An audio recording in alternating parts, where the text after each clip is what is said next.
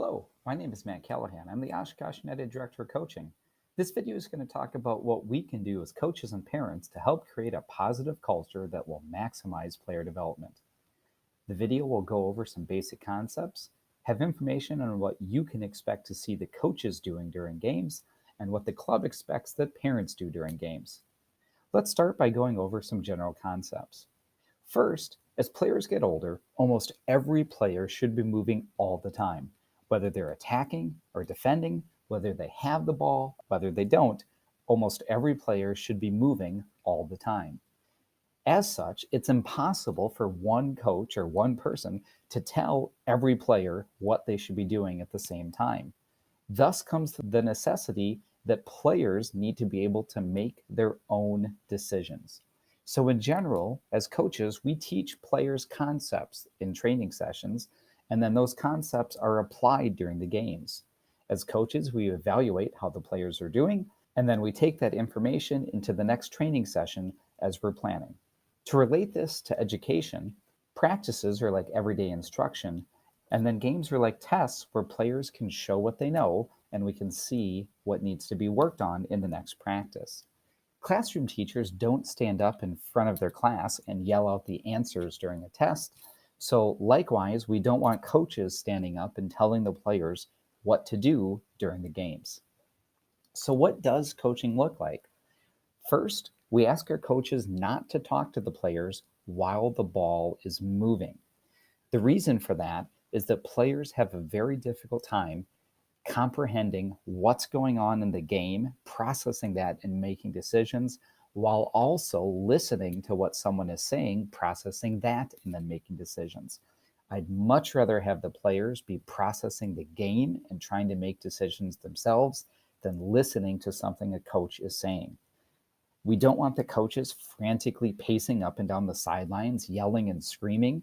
When they have that type of demeanor, that tends to then carry over to the type of demeanor the players have. What coaches should be doing is talking to players on the bench and giving them instruction, talking to players as they come off the field or before they enter the field. And certainly coaches are going to be talking to the teams during halftime about things they can do better in the second half. From the parent perspective, just as we don't want coaches telling the players what to do, we don't want parents trying to tell the players what to do either.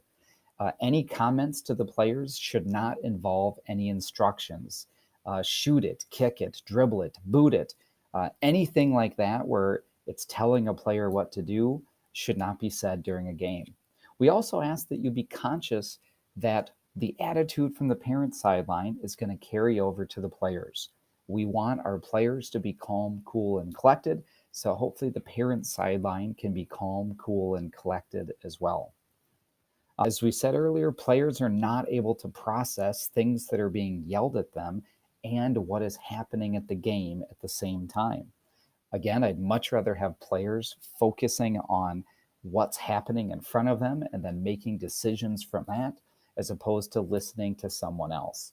Another key point is that sometimes parent suggestions do not line up with coach expectations.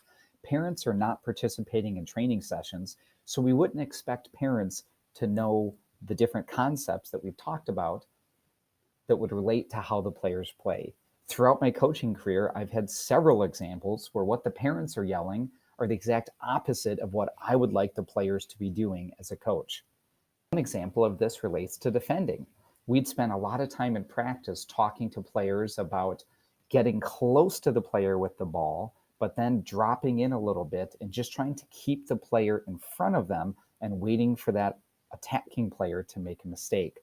We went into the very next game, and as the players would get close to the ball, the parents were yelling, get it, steal it, attack, which then caused a lot of confusion for the players in which they didn't know whether to do what they had been taught during practice, or did they listen to the person that's going to be giving them a ride home?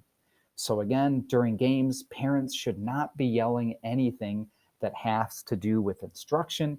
They should just be enjoying the game, talking to the parents around them, and occasionally doing some cheering. After the game, please avoid those ESPN analytical sessions. Sometimes some parents will go over in great detail everything a player could have done differently during a game to have a better outcome.